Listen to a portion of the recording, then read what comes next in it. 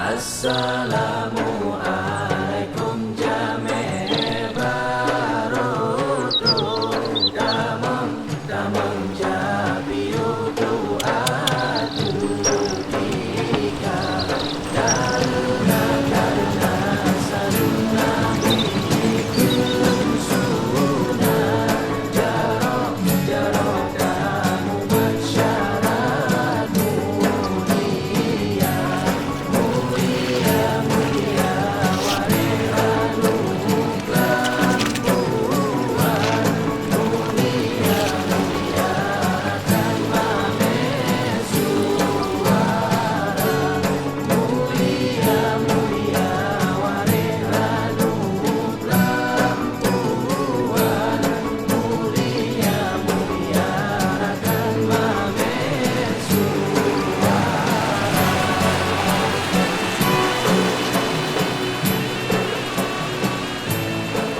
Pulau di ujung Indonesia selalu punya pesona, tak terkecuali Pulau Aceh. Kecamatan yang terletak di ujung barat Indonesia ini memiliki daya tarik tersendiri. Untuk sampai ke Pulau Aceh, kita bisa menggunakan jalur laut dari Pelabuhan Ulele dengan rentan waktu sekitar 1 jam 30 menit. Di Kecamatan Pulau Aceh sendiri, terdapat beberapa pulau, salah satunya adalah Pulau Nasi. Seperti kehidupan masyarakat pesisir pada umumnya, melaut adalah sumber mata pencaharian utama setelah berkebun.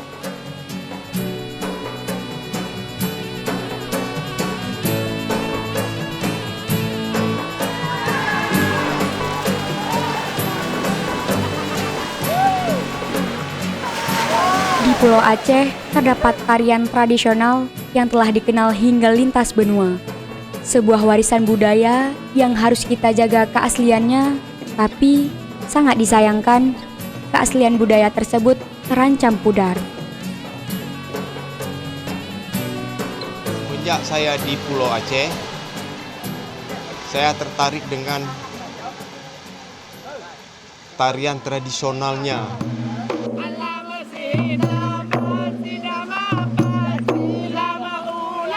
Makanya begitu saya selusuri tari Liko Pulo yang ada di Pulau Aceh, ya alhamdulillah tarian tersebut ada. Cuman ya sangat disayangkan belum tersebar sama anak-anak pulau sendiri. Jadi saya berinisiatif mencari tahu siapa yang masih tersisa dari generasi penari Liko Pulo yang aslinya. Sekitar tahun 2009. Alhamdulillah setelah saya bertugas selama 1,5 tahun di sini, baru saya bisa mendapatkan seorang pelatih. Nama beliau kalau dipanggil sama orang masyarakat di sini namanya Syekh Bin.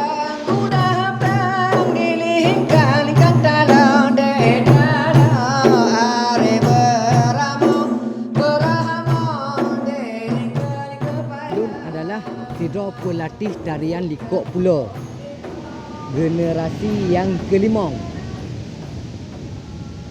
Sementara bagi lon tuan berkecimpung di dalam bidang tarian Liko Pulo kira-kira umur 5 SD. Sampai sekarang umur lon berada adalah sekitar 50 tahun. Jadi Liko Pulonya adalah singkatan dari orang yang melaksanakan salat. Liko artinya lurus, iktidal, jongkok. Bila kita perhatikan gerak tarian Liko Pulo sama dengan orang yang melaksanakan salat. Bila betul-betul kita perhatikan, yang pertama-tama tak Liko Pulonya adalah Nan Ganyan Syekh Ahmad Badrun. Yang pertama Ganyan hijrah ke Banda Aceh untuk membawa rempah-rempah. Tetapi setelah berada Ganyan di Aceh, melihat perkembangan Aceh, masanya orang Aceh perang dengan Belanda. Akhir-akhir ini Ganyan hanya berkecimpung di dalam berdagang, gebantu orang Aceh untuk mengusir Belanda. Tetapi Allah berkehendak lain. Akhir-akhir Ganyan didop, dipenjara, Ganyan digantung yup kapal Walaupun demikian, satu saat Allah mentong berpihak kepada Gonyan. Putuh antinya hanyut ke Pulau Aceh. Makanya lahirlah Likok Pulau. Kira-kira pada tahun 1849.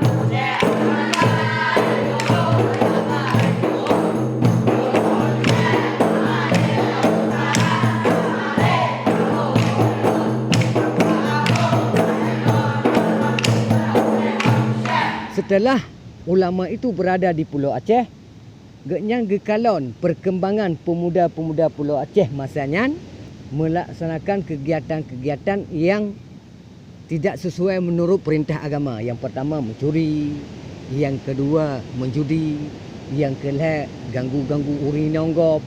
Maka genyang sido orang ulama yang tidak bisa menegur pemuda-pemuda itu karena dia pendatang ke pulau masa itu. Makanya ulama itu punyalah satu senjata, iaitu tarian Likok Pulau. Ajarlah Likok Pulaunya bak pemuda-pemuda yang muno. Lambat laun terhapuslah heboh kegiatan muno. Likok Pulau bersifat gotong royong dia. Harus bekerja sama. Kalau tidak bekerja sama, tidak sesuai. Karena Likok Pulau punya satu senjata dia, iaitu buah likok.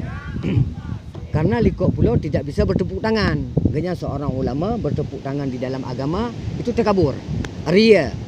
Makanya diciptalah sabuh benda. Kalau sekarang diken property, kalau kamu zaman diken bruk likok.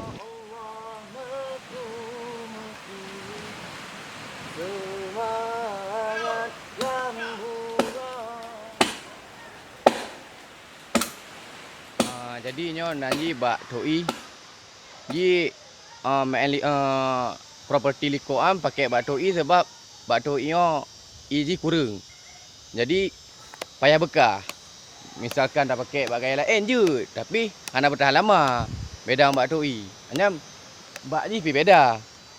Bak ji beda dengan bak gaya lain. Payah dah menyo misalkan tajak bak dalam gunung, hana bak toi. Jadi bak toi kan khusus bak pindah penting kan.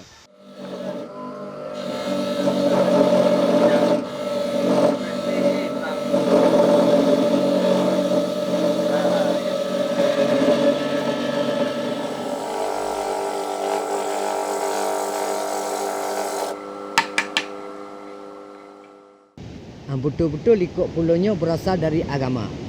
Karena pemainnya pun sesuai dengan rukun agama. Kadang-kadang ni sabuh lagu 2 buah gerak yang gecok bak temayang tubuh. Kadang-kadang ni tabuh lagu 5 buah gerak yang gecok bak temayang maghrib. Tabuh lagu 4 buah gerak yang gecok bak temayang lahu.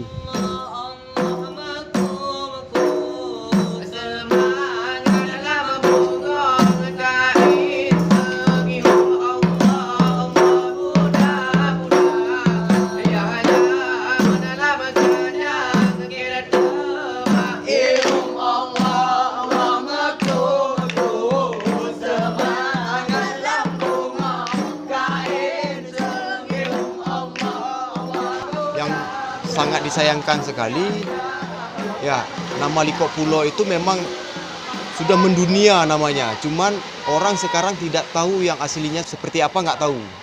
Semenjak saya dekatin Syekh Bid, beliau sudah mau, kemudian beliau sudah mengajarkan ke anak-anak ya pulau sendiri. Kita sudah beberapa kali membawa pulang piala. Kemudian alhamdulillah sekali juga kepada pemerintah Kabupaten Aceh Besar bahwasan tarian Likok Pulau ini sudah diakui warisan tak benda oleh Muhajir Effendi. Yang menariknya lagi, tarian Likok Pulau yang asli dengan tarian Likok Pulau yang kita lihat sekarang ini sangat jauh berbeda. Bagaikan ibu tiri dengan ibu kandung. Itu perbedaannya. Jadi Likok Pulau yang asli, setiap gerak punya arti. Karena gerak Likok Pulaunya adalah gecok pekerjaan urang-urang Pulau Aceh, urang Aceh. Bila ketanya tak dengar syair lagunya, munyo takalon gerak ji nyan sesuai. Ibarat ji contoh ji lagi nyo. Sinyak dap gapu alai bak murung. Nyo kalau bahasa Aceh nyo alai. Nyo lesung. Kalau tari Likok Pulo yang sudah berkembang, itu dia tidak ada arti dan makna. Musik dan geraknya tidak ada. Kalau yang asli, musik dan geraknya itu sesuai.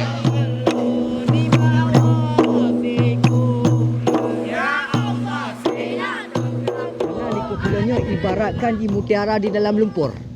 Benda itu bagus, tetapi berada di dalam lumpur, sulit untuk kita cari. Makanya orang-orang darat itu sering sekali menciptakan gerakan lain seperti kreasi. Tetapi kreasi boleh, tetapi kita harus tahu yang original dulu. Karena kan lahir kreasi itu gara-gara tradisi. Sekarang pemuda-pemuda kita ataupun sanggar-sanggar yang ada di Banda Aceh belum tahu goh di tepu mana yang paling jelas ataupun di mana Likok Pulo keberadaan yang betul-betul lahir pun spontan.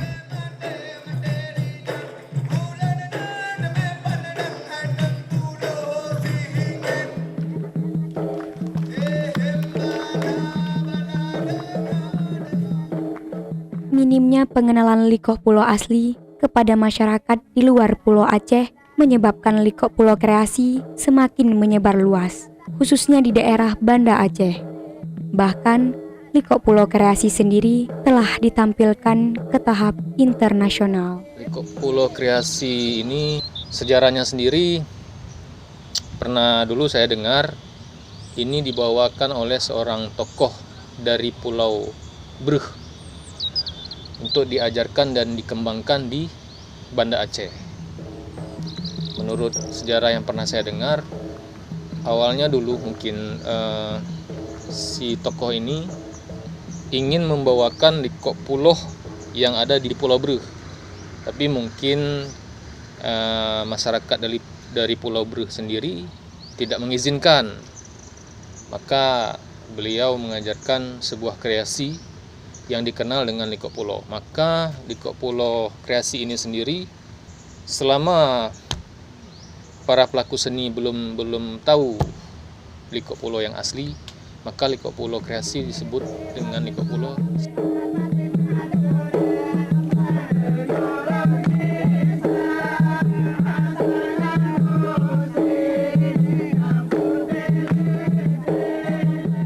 Kalau menurut saya sebagai pelaku seni, perlu adanya pengembangan Likok Pulo ini supaya dunia mengenal, supaya namanya ikut terangkat seperti tarian-tarian Aceh yang lain, khususnya seperti Sedati dan seperti Samangayo yang sudah dikenal seluruh dunia. Untuk Likok Pulo kreasi yang berkembang di Banda Aceh, yang awalnya berkembang di Banda Aceh juga perlu terus dikembangkan, tetapi harapan saya adalah diberikan satu nama yang memang nama itu dikhususkan untuk Likok Pulo kreasi itu sendiri. Bisa jadi diberi nama Likok Banda, seperti yang sudah sebagian seniman menyebutkan itu Likok Banda, karena dia berkembang di Banda Aceh. Kalau saya sendiri sebenarnya kan pelaku Likok Pulo kreasi, atau yang sekarang disebut Likok Banda. Kalau untuk dikhususkan bagi Sanggar Cunyadin, memang Likok Pulo ini sudah kami bawa luar negeri, baik nasional maupun internasional. Ini sudah sering kami tampilkan. Untuk Likok Pulo asli itu sebenarnya adalah tugas kita sama-sama untuk mengembangkan. Juga kita harus menampilkan dia ke tahap internasional sehingga dikenal di seluruh dunia. Paling saya pesan untuk anak-anak yang di pulau, ya tetap semangat latihan. Ya semoga warisan yang udah kalian dapatkan bisa kalian wariskan lagi nanti sama anak-anak kalian nanti. Nyo harapan lun Likok Pulonyo adalah sabuh tarian yang berada di Aceh Besar. Lun harap sama sekali, kadang-kadang umur lun hanya tentai. Bak lun jak ke kakak dia. Tolonglah jaga, rawat dan lestarikan budaya Likok Pulonyo, karena Likok Pulonyo adalah punya Aceh Besar. Bek sia-siakan katanya budaya. Lestarikanlah Likop Pulau-nya jangan sampai punah. Tengok sayang anak-anak katanya. Hanya ditupuli dah budaya yang asli.